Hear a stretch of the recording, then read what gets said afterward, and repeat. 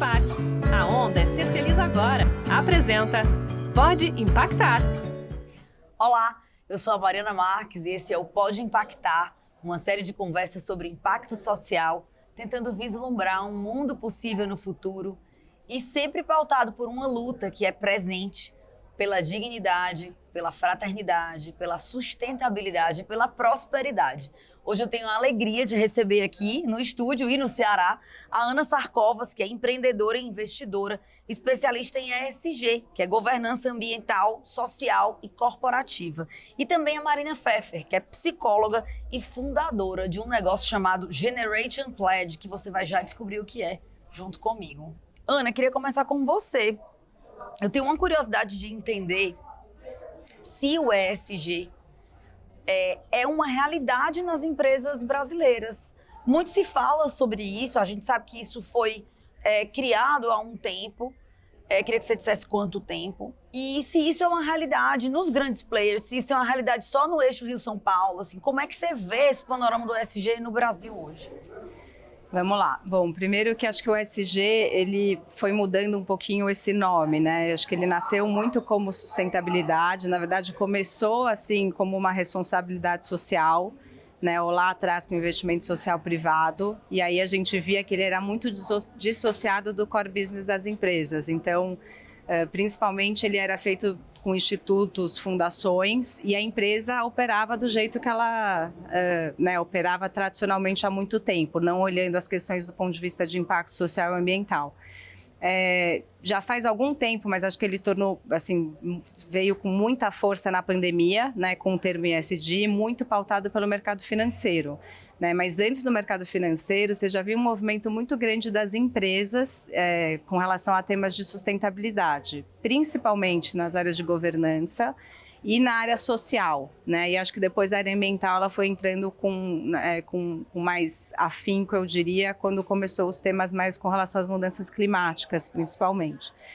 Agora, esse é um tema que já vem há muito tempo, mas eu sinto que, efetivamente, assim, nos últimos anos, ele tomou muito corpo, principalmente porque o mercado financeiro colocou isso como um grande questionamento para as empresas. Então, o próprio capital, na hora de dar um crédito, na hora mesmo de fazer a avaliação de uma empresa, começou a olhar essas questões. Ainda para mim é muito incipiente, né? Então acho que infelizmente a gente está, querendo ou não, eu estou numa bolha e vivo numa bolha, né, das empresas B certificadas, que é um movimento global, mas que ainda do ponto de vista de números e volumes de empresas é pequeno, mas que está ganhando força. Mas eu vejo uma grande oportunidade agora para a gente olhar as empresas e pensar nessa transformação delas. Então empresas não só que nascem já muito alinhadas ao que eu tenho chamado muito de espírito do tempo, né? Que para mim o ESG ele hoje é importante, mas daqui a pouco as práticas, né, as formas de modelos de negócio vão ser outras e as empresas vão ter que se adequar a essas novas práticas, formas e modelos de negócio, né? Hoje o ESG é o que está pautando isso, mas a gente tem que estar atento a isso. Então, acho que tem muita força e uma oportunidade para transformar as empresas que já estão aí, né, que já têm operando de forma tradicional, junto com impulsionar as empresas que já nascem muito alinhadas a essas melhores práticas, né, com relação à sustentabilidade, a toda a parte ambiental, social e de governança. Isso para começar. Obrigada. Eu, na verdade, imagino que olhar para o passado é a gente se entender como se estivesse meio ladeira acima, assim, mas olhar para o futuro deve ser meio desesperador de pensar assim, cara, será que ainda, em alguns espaços eu ainda pareço que estou falando grego, né? Será que ainda é um trabalho meio de, na falta de outra palavra eu vou usar essa, mas ainda de evangelizar, né? Assim, basicamente isso. Porque eu acho que até pouco tempo atrás era muito difícil negociar e falar com grandes executivos que muitas vezes estavam isolados no escritório e que estavam ali focados em lucrar e acabou, né? A gente estava até comentando, né? Eu comentei um pouco com a Má, que eu estava outro dia lendo um livro e ele estava retomando historicamente qual que é o propósito de existência de uma empresa, né? E que o propósito de existência de uma empresa sempre foi resolver alguma questão social, ambiental relevante, alguma questão, um problema da sociedade em que a gente estava. E ela se pautava muito as suas ações não só no lucro para o acionista ou como esse principal fim da sua existência, mas tinha questão de um olhar também para o bem-estar dos funcionários, geração de renda, um olhar da sociedade. Chegou um determinado momento que os modelos mentais e de gestão passaram a ser, para mim, né, assim, e até retomando um pouco desse livro que eu li, passaram a ser exclusivamente o retorno para acionista, né? E não é que eu estou tirando isso de perspectiva, isso é muito importante, mas isso não é um fim, isso é um meio para a operação de uma empresa. E, de repente, os valores se inverteram, né? Então, eu acho que ainda falta muito, né, respondendo a sua pergunta, eu acho que ainda falta muito para a gente conseguir retomar um mindset de um capitalismo, né, focado em stakeholders e não só nos shareholders, que são os acionistas, mas em todos os públicos interessados de uma empresa. Mas eu vejo já alguns modelos de negócio e algumas empresas sendo muito referência. Eu acho que a gente tem que dar luz a essas empresas que estão mostrando uma nova forma de fazer negócio. Interessante. Marina, olhando para a sua história, você vem transgeracionalmente, né, de uma família, de um negócio familiar, né? Um negócio familiar gigante digamos, no meio do papel, da celulose, né? E tem em paralelo uma formação em psicologia, experiência na área de psicologia, experiências lindas, né? De olhar para o humano, né? Para o ser humano. E eu queria saber de você, assim, como é que foi esse encontro dessa Marina psicóloga com essa Marina herdeira, digamos assim, desse legado de empresa familiar, e em que ponto da sua vida a mudança de mundo toca ela, sabe assim? Uhum. Eu estava escutando, essa semana até fui falar num evento, num banco, e aí um cara falou antes de mim, e ele falou, eu queria falar para vocês que a questão de transformação social começou porque o meu coração ficou tocado. E ele falou, não foi por uma análise de conjuntura de mundo, de cenários de risco. Então, a história dele foi por um caminho mais analítico. Para mim, não foi assim. Para mim, eu não consigo me lembrar de um momento da minha vida em que olhar para fora e ver um Brasil tão desigual não tivesse sido muito difícil. Então, desde pequenininha, assim mesmo, eu lembro de ter 4 anos de idade, olhar para fora na rua, ver crianças passando fome e uma situação de extrema pobreza, e aquilo era um sofrimento enorme a nível corporal mesmo. Era difícil para mim entender aquilo e estar dentro de uma família com abundância financeira e ver dois extremos tão brutos. Então a história da minha vida sempre foi de tentar entender o que significa tudo isso. Isso é normal, isso não é? E o meu espírito nunca aceitou. Então o caminho da psicologia foi para realmente conseguir entender o ser humano profundamente, mas usar isso como política pública. Eu fui trabalhar com política pública na primeira fase da minha carreira, depois com ONGs, e eu nunca tinha pensado no meu papel como uma pessoa parte de uma família empresária. Até, na verdade, eu tinha um tanto de vergonha. Uma vergonha que vinha com uma certa culpa também, de ter essa abundância. E só quando eu tinha 22 anos de idade, eu comecei a participar de programas de educação, de família empresária, que deu um estalo para mim e um insight mesmo, de que se a minha motivação na vida era fazer o máximo de impacto positivo que eu pudesse, era uma irresponsabilidade não usar a minha família e o sistema da minha família como uma plataforma. Então eu comecei a fazer mais terapia, a minha própria terapia, para olhar para esse desconforto e falar, eu tenho a oportunidade de usar essa alavanca, eu preciso usar isso. Então eu comecei a estudar a parte de business, a parte financeira, como corporações estudam, a parte de governança, de famílias empresárias. Então não é que eu entrei para esse mundo de famílias empresárias e comecei a assumir uma identidade de herdeira porque eu gostava disso, mas é porque eu entendi que lá eu poderia fazer mais a partir da posição que eu estava. Então foi uma reconciliação, na verdade. E eu sinto que o meu trabalho assim é completamente autobiográfico, é de realmente olhar para o espírito que sempre existiu em mim de inconformidade com essa realidade que a gente vive no Brasil e que está também espalhada pelo mundo em diferentes maneiras, com uma oportunidade que é uma oportunidade muito especial de estar podendo trabalhar a partir dessa plataforma com uma alavancagem de possibilidades.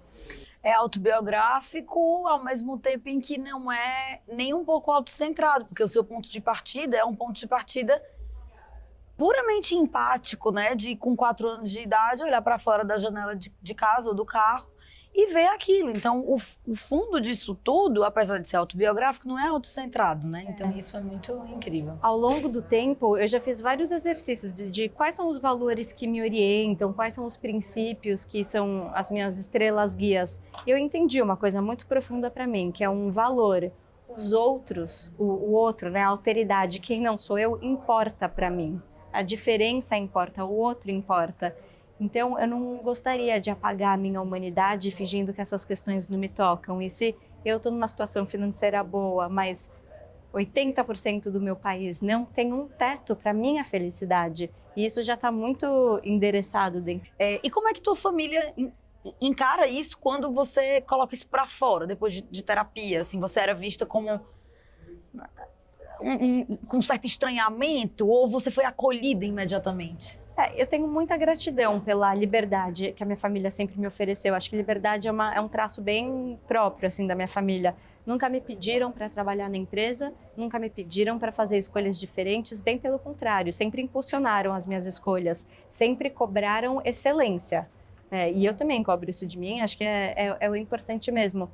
Mas eu não sou vista como uma estranha, nem como uma pessoa descabida que quer romper com sistemas. Grande quebradora de padrões, né? Não, e eu também tento, assim, eu acho que tem uma diferença no meu olhar de muitas pessoas da família, mas a gente tenta praticar muito a diversidade como um valor que soma e não como ideias que precisam ficar para fora da porta. Então, do meu lado, eu tento sempre garantir que a abordagem, a forma seja construtiva. Então, essa é a lição de casa que eu sempre tenho. Mas eu encontro interlocutores que são bem mais receptivos do que muitas das histórias que eu vejo por aí. E aí, eu sei que é muito diversa, a pergunta é muito aberta, mas talvez eu precise fechar mais. Assim, o desafio da missão de conquistar, da conquista de fazer o empresariado grande, os grandes CEOs, os CFOs do Brasil, entenderem de uma vez por todas que o mundo mudou e que não dá mais para ser igual. E aí eu não tô falando das empresas que a gente conversou que já nascem nesse, né? Tô falando de gente que tá na bruteza do capital do dia, da hora que acorda até a hora que vai dormir, né? E que não consegue sair dali daquela janela. Como é que você olha para esse desafio? Tem jeito? Eu sei que a mudança é feita por pessoas, a gente não pode desistir das pessoas, né? Mas assim, tem jeito? O que a gente pode fazer para que essas pessoas saiam dessa zona de conforto mental, enfim, física, para que elas consigam olhar para o lado? Mas será que dá para ensinar alguém a ser empático? Olha, eu sou positiva, assim, e tento me manter ainda positiva olhando essa perspectiva de possibilidade de transformação, né? Eu sempre falo, acho que a gente está nessa geração de transição, então a gente tem que também se colocar num lugar de que não adianta você ser xiita ou super ativista e querer fazer uma sociedade paralela e o que tem aqui existente e que, né, que molda e que é a nossa sociedade hoje não faz mais sentido, né? Então eu gosto muito da perspectiva de entender que a gente está com essa oportunidade geracional, né? Então a gente tem ainda hoje lideranças empresariais que não estão conectadas a esses assuntos, né? É fato, elas não têm essa conexão. Muitos deles já se colocaram em marcha para a transformação, porque perceberam que se eles não mudarem, o negócio possivelmente pode acabar. Né? Ou eu falo igual o Telex, sei lá, não é nem muito da minha geração, mas é fax, não sei, vai acabar, né? Esse jeito de fazer negócio que impacta negativamente é basicamente o que a gente antes achava, né? Nunca achou, não deveria nunca ter achado normal, escravidão, e a sociedade era baseada em trabalho escravo, né? Muito da nossa produção. Então, muitas coisas do que hoje ainda as empresas fazem, cada vez mais não vão fazer mais sentido, né? E se elas continuarem fazendo, elas vão perder valor do ponto de vista de mercado. Isso você já começa a perceber. Então, o crédito vai ser mais caro. Não é só o consumidor, é como você está falando, é o próprio investidor. O próprio investidor. Então, os bancos, provavelmente, do ponto de vista de risco, vão olhar e vão começar a precificar, né, esse tipo de risco, de impacto negativo, né? Agora, o que eu percebo muito, o que eu gosto do ponto de vista de abordagem com essas pessoas e com essas lideranças, não é pelo risco, E é muito mais pela oportunidade que eles têm de transformar e liderar os seus negócios e, né, de alguma maneira, não precisam nem pivotar, mas começar a trazer melhores práticas, né, um olhar mais de todos os públicos de interesse, com relações mais justas, né, com maior transparência, com olhar sobre os impactos na cadeia. Então, tem vários aspectos de forma muito holística que esses empresários, essas lideranças vão começar a olhar, porque isso vai gerar mais valor para as empresas. E o mercado tem demonstrado isso também, né, eu acho. Tem muita empresa que tem se transformado e que tem as próprias empresas de petróleo, de recursos não renováveis, a maioria delas já se posicionam como empresas de transição, né, de energia limpa. São empresas de energia e são empresas que já estão fazendo as suas transições do ponto de vista das fontes energéticas, investindo em energia renovável. Então, os nossos dinossauros, de alguma maneira, né, da velha economia, de alguma maneira, já estão se movimentando. Então, se eles estão se movimentando, eu acho que é um grande farol para que todos se movimentem. Então, eu sou bem positiva. O que eu sinto só é uma questão de timing, que é o que tem me deixado bastante aflita, porque eu também entendo que a gente tem um timing como sociedade, do ponto de vista, né, dos impactos que essas empresas estão gerando no mundo, extremamente negativos e que talvez a gente não alcance, né, é o que a gente precisa de mudança em tempo, né? Então, essa hoje é a minha grande preocupação. No sentido de que o planeta tem pressa, né? Assim, não tem a gente não pode o ser humano, né? dar o tempo. Porque o planeta ele vai se reinventar. Mas acho que a gente, né, dificilmente a gente vai conseguir habitar esse planeta nas condições que a gente mesmo criou, né? A Ana fala de um incômodo do tempo, que eu partilho totalmente. Eu sinto um outro incômodo, assim, que eu vou ser sincera em trazer. Vai. Que é sobre uma mentalidade que eu acho que a gente ainda tem, às vezes, na liderança empresarial no Brasil, e o meu trabalho, ele está acontecendo globalmente, então eu acabo comparando muito, assim, a mentalidade e a cultura empresarial. Às vezes eu sinto que aqui no Brasil a gente está até um pouco atrasado na visão da importância de fazer essa transição econômica. Então, às vezes existe uma resistência demais ou então uma omissão em relação à importância do momento que a gente está vivendo. Ao meu ver, e isso é ciência também, né? Muita gente fala sobre isso, a gente está vivendo um tempo de mundo que é diferente, ele é muito particular. Então não é que as coisas que a gente vai fazer agora vão simplesmente influenciar para uma direção ou outra, elas vão determinar o futuro. Definir, né? Vão definir. Então é um momento que ele é um X na história. É uma inflexão, né? É um momento de inflexão. E se a gente não reconhece isso, com a importância e a urgência desse momento, vai ser muito difícil direcionar a capital e as empresas. Então eu acho que no Brasil ainda tem uma resistência, que eu acho que a gente precisa cruzar essa arrebentação. Então, de falar. E aí, a maneira de pessoas se conectarem com essa agenda, algumas que é a minoria, vem pelo coração, então viver uma história e tal, mas para vários outros, eu gosto de trazer a agenda dos riscos. Então, de falar de uma forma não combativa, mas de uma forma expositiva, trazer as ideias articuladas de o que a gente está vivendo na agenda climática, por que isso é um momento de inflexão, o que é a questão energética, o que a gente está vivendo com os riscos de inteligência artificial. Então, realmente sentar num cafezinho, sem ser numa plenária, mas um momento muito íntimo e dividir a visão de mundo para oferecer essa oportunidade de uma mudança interna. Claro que não é uma batalha ganha, né? Mas eu acho que esses momentos de conversas de dividir mesmo, assim, o olhar são fundamentais. Estabelecer um diálogo, construir um vínculo, né? É tão bonito você falar disso, assim, sair da plenária e tomar um café, porque muitas vezes é nesse momento que você se entrega, que você olha no olho, que você constrói alguma coisa com uma conversa, né? Conta pra mim, para que as pessoas saibam o que é o Generation Pledge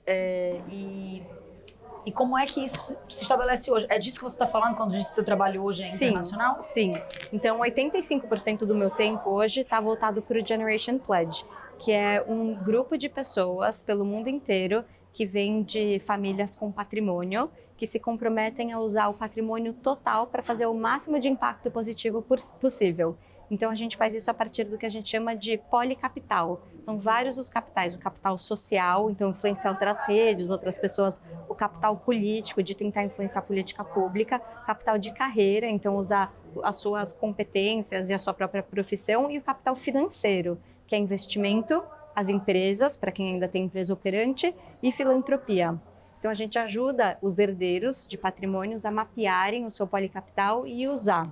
E o outro compromisso que eles assumem quando eles entram para a nossa rede é de doar para a filantropia um mínimo de 10% do patrimônio total nos primeiros 5 anos do recebimento da herança.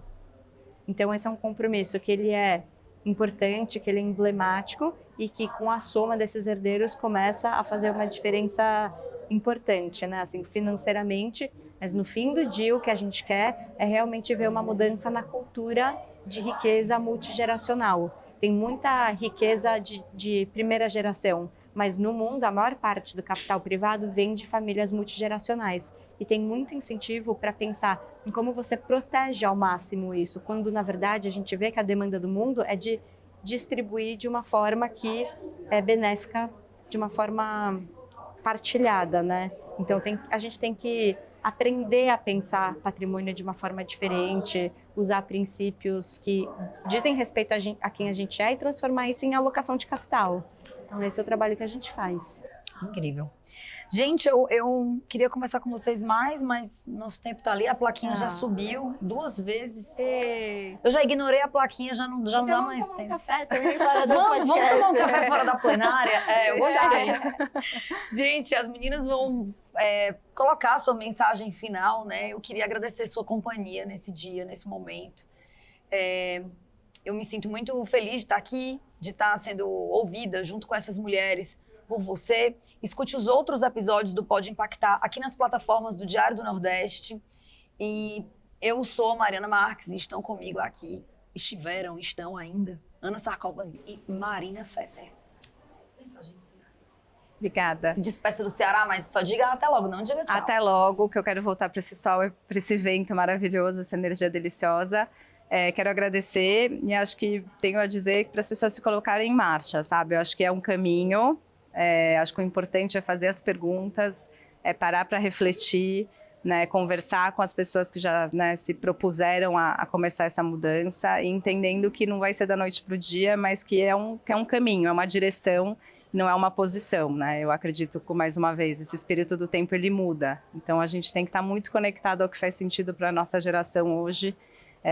Né, e o que a gente vai, de alguma maneira, deixar como legado para gerações futuras.